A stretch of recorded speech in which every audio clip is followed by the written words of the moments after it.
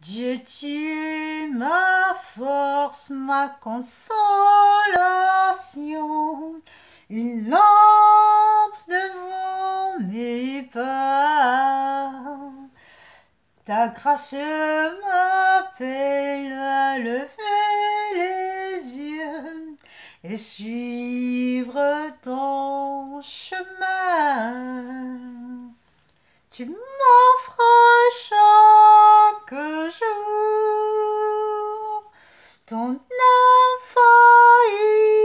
infaillible amour, toi qui as fixé le cours des étoiles, sois mon encre, sois ma voile.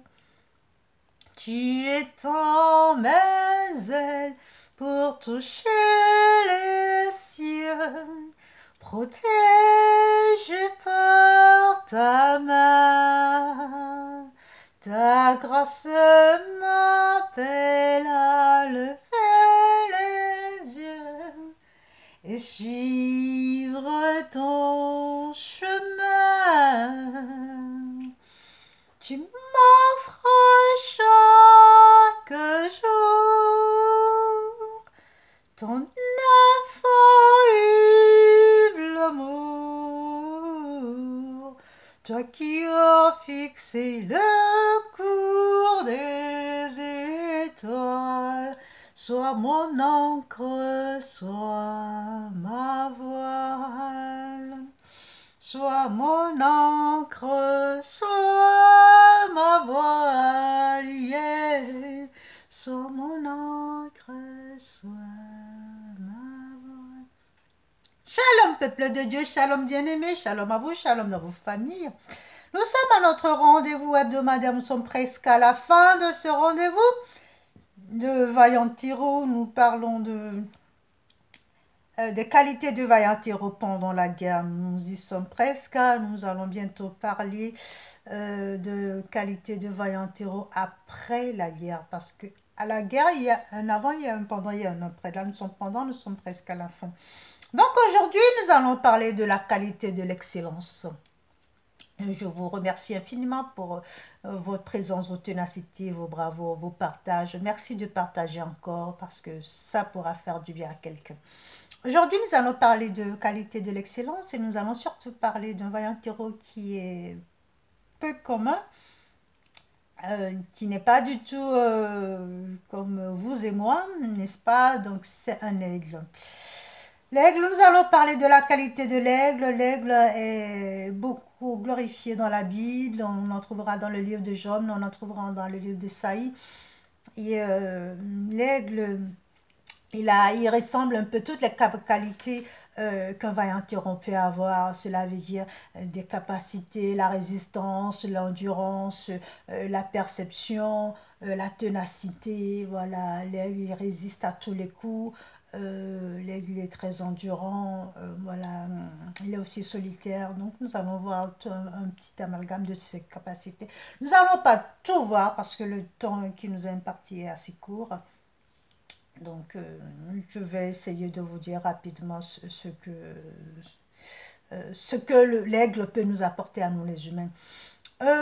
L'aigle a une capacité de voler très très loin. Il vole très haut et il a une vision très puissante. Cela veut dire quoi? Vous allez me dire, mais oui, mais il vole très haut, il a une vision puissante. Qu'est-ce que ça veut dire? Cela veut dire que avoir une vision très puissante, c'est ce que toi, en tant que vaillant héros, tu dois avoir. Les scientifiques nous disent qu'il voit 7 fois plus et perçoit des détails à des kilomètres. Cela veut dire qu'il vole non seulement plus loin, il vole très haut, il a une vision très puissante, mais il perçoit tout ce qui est minime. Cela veut dire que quoi? Tout ce qui est très très fin, tout ce qui est défaut, tout ce qui est capacité, tout, voilà, tout ce que ton ennemi te cache, si tu as les qualités, si tu as les capacités de l'aigle, tu peux le voir. Cela veut, on peut dire en d'autres termes, que ses yeux spirituels sont ouverts. Bien aimé, si tu as les yeux spirituels ouverts, tu peux voir de l'au-delà, au-delà de ce que ton ennemi te présente, au-delà de ce qu'il est, au-delà de ce que toi tu vois. Tu perçois beaucoup plus loin et tu vas au plus haut. Tu, tu, tu vas beaucoup plus haut, tu as une vision assez puissante. Ça, c'est pas une vision que l'être humain a, mais c'est une vision prophétique, c'est une vision que l'Esprit Saint te donne. Ça, tu as cette vision quand tu arrives au summum avec l'Esprit Saint. Cela veut dire que tu fais un avec l'Esprit Saint, tu marches avec l'Esprit Saint. Et c'est vrai qu'à ce stade de notre bataille, nous devrons avoir cette perception, voir plus haut et prévoir. Bien aimé, quand tu arrives à voir comme ça, tu prévois l'ennemi, les petits détails, les dangers, tout ce qu'il prévoit. Toi, tu le vois déjà. Et donc, tu peux déjà l'anéantir avant qu'il sorte tes projets. Toi, tu le sens par quoi? Par des révélations, par des songes, par des prophéties. Tu sens tout ça, tu vois tout ça et tu arrives à contre-attaquer tout de suite avant qu'il réagisse. Je vais tout de suite vous lire le verset de Ésaïe 40, verset 30 à 32. Ésaïe 40, verset 30 à 32. Je lis la parole du Seigneur. Les adolescents se fatiguent et se lassent. Les jeunes trébuchent bel et bien. Mais ceux qui espèrent en l'Éternel trouvent leur force. Alléluia. Ils prennent leur vol comme les aigles. Alléluia. Ils courent et ils ne se lassent pas. Ils marchent et ne se fatiguent pas. Parce qu'ils prennent leur vol comme de l'aigle. Ils prennent leur vol comme l'aigle, bien-aimé. Quand tu es comme l'aigle, tu ne te lasses pas, tu ne te fatigues pas, parce que tu sais qu'il y a une force derrière toi qui te propulse, bien-aimé. Lui, il se propulse seul. Il est non seulement capable de prévoir à des milliers de kilomètres, mais il prévoit la bataille, il prévoit la bataille. Cela veut dire qu'il ne se laisse jamais surprendre. L'ennemi va lui tendre des pièges. Mais vu qu'il a une vision très perceptive, il a une très bonne vision, il arrive à contrecarrer, il arrive à contre-attaquer. L'ennemi ne peut jamais le surprendre. Bien aimé, laisse-moi te dire que l'aigle, il se sert de la tempête, ok? Il se sert de la tempête pour se propulser. Cela veut dire que quoi? Quand il est pendant les batailles, quand toi, tu es en tant que vaillant héros, tu as la bataille, bien aimé. Ne te lamente pas, ne te lamine pas. Parce que ton Dieu, il a mis en toi des capacités. Alléluia. Il a mis en toi des capacités, des talents, des dons. Donc, l'élève, il se sert de ça pour se propulser. Sers-toi de tes capacités, sers-toi de tes dons, sers-toi du Saint-Esprit pour te propulser, pour aller plus loin, pour attaquer ton ennemi. Bien-aimé, à ce stade de la bataille, tu es capable de te dire, oui, je suis sorti victorieux de cette bataille. Oui, cette bataille m'a transformé. Non, je ne suis plus à l'état brut, je ne suis plus à l'état immature. Je suis maintenant mature, je suis maintenant capable de mener des combats à bout tout seul. Bien-aimé, est-ce que tu es capable de me dire ça en ce moment? Ne me réponds pas. Fais-toi un examen de conscience, examine-toi et dis-toi, est-ce que tu as su utiliser cette bataille pour grandir et dans la foi et spirituellement et psychologiquement? Est-ce que tu as su grandir? Bien aimé, l'aigle, il utilise la tempête pour se propulser. C'est comme si toi, en tant que vaillant héros, maintenant, quand tu as la tempête, maintenant, ne compte pas sur tes propres forces. Oh, je vais prendre ça, voilà, je retrousse les manches, j'ai des muscles, je suis costaud. Non, non, non, non, non, non, non. Lui, il n'utilise pas ses ailes. Qu'est-ce que là, ça veut dire? Il n'utilise pas ses ailes, il n'utilise pas ses forces, mais il utilise la tempête pour se propulser, bien-aimé. Quand là, il est dans la tempête, il est dans la tempête, il est dans le tourbillon. Quand toi, tu es en train de promener des regards inquiets, quand toi, tu es perturbé, quand toi, tu te laisses aller, non, lui, il utilise ces tempêtes pour se propulser. Alléluia, bien-aimé.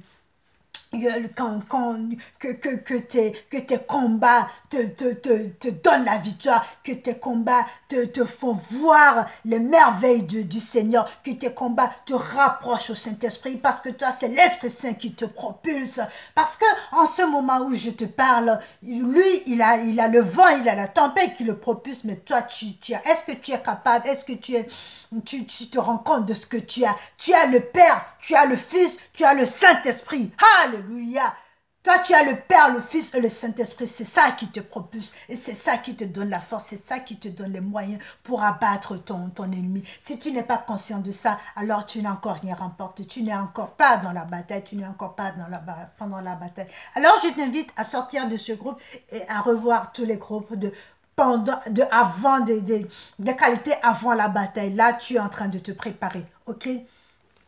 Bien aimé, je vais tout de suite vous lire le verset de Job, Job 39, verset 27 à 30.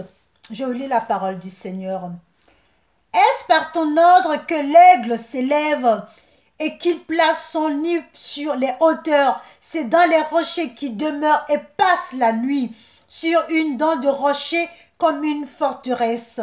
De là, il épie sa proie, de loin ses yeux l'aperçoivent. Ses petits boivent le sang, et là où sont les cadavres, il est là. Alléluia, ses petits boivent le sang, là où est le cadavre, il est là. Il est là pour le cadavre parce que quoi? Parce que lui, il sait que avant qu'il attaque son ennemi, il est déjà à terre. Alléluia. Avant l'aigle, il a une telle capacité de prévoir, il a une telle capacité de voir plus loin. Il ne voit pas le bout de la bataille, mais il voit la fin de la bataille. Avant de commencer la bataille, cela veut dire qu'avant de commencer la bataille, lui sait que son ennemi, il est déjà à terre. Donc c'est un cadavre. Alléluia. Donc il va boire le sang. En ce moment même, je prophétise sur ta vie que ton ennemi soit déjà un cadavre devant toi. Bien-aimé, ton ennemi, quelle que soit la taille de ton ennemi, qu'il soit un cadavre devant toi. Avant que toi, tu te lèves pour dire, je prends cette arme, ce sera un cadavre devant toi. Au nom puissant de Jésus-Christ de Nazareth, tu n'as pas à combattre. Bien-aimé, l'aigle, il utilise aussi le vent.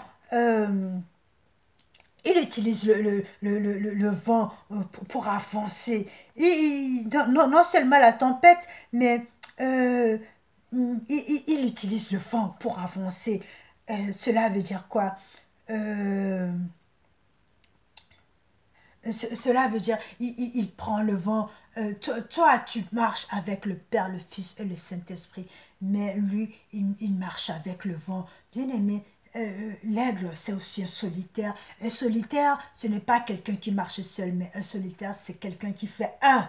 Ok, un solitaire, c'est quelqu'un qui fait un, qui est un avec soit le Père, soit le Fils, soit c'est quelqu'un qui fait un. Donc, toi, en tant que solitaire, tu dois marcher avec le Père, le Fils et le Saint-Esprit. Tu ne marches pas seul.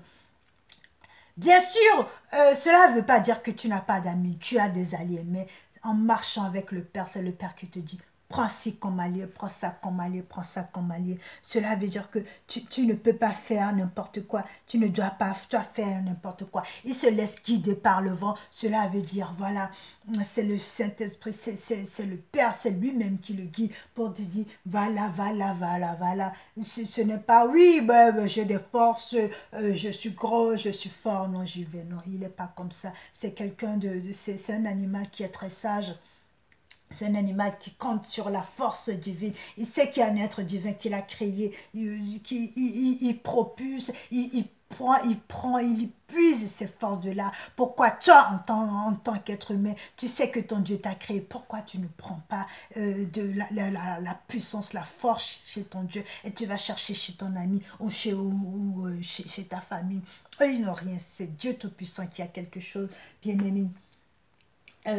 Fais comme l'aigle. Je vais encore te lire ce verset et je te laisse prier.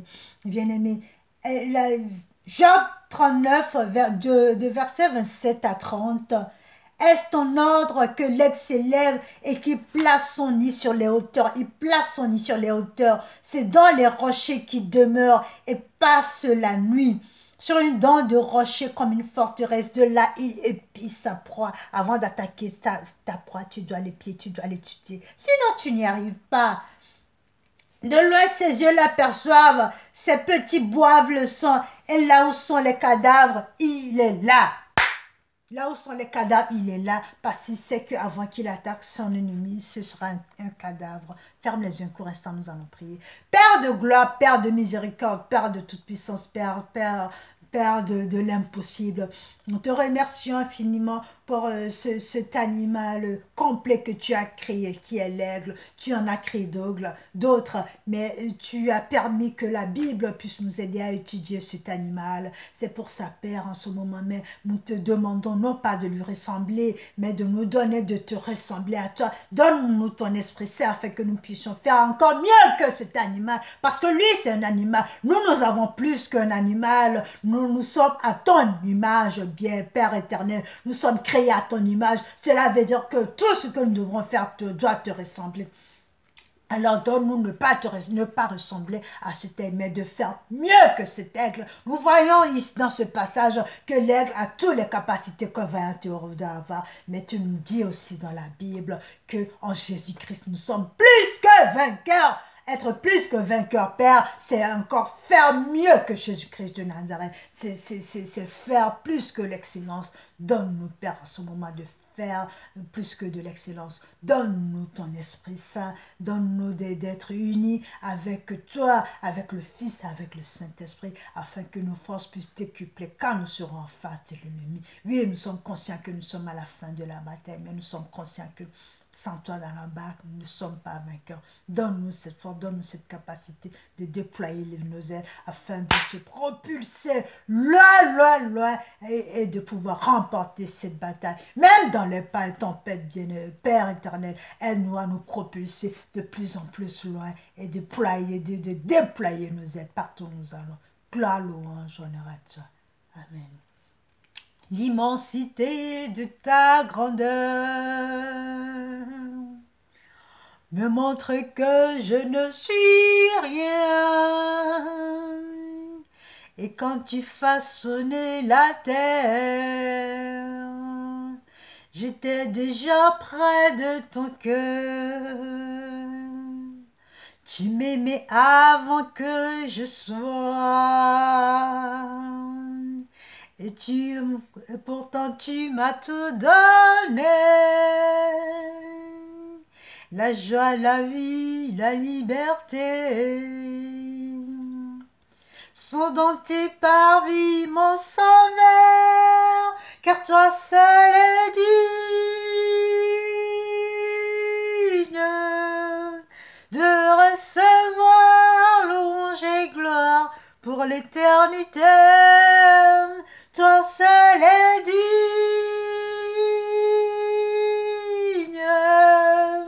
de recevoir louange et gloire pour l'éternité. Shalom, peuple de Dieu. N'oublie surtout pas, on est à la fin de la bataille, donc garde le sourire, garde le smile.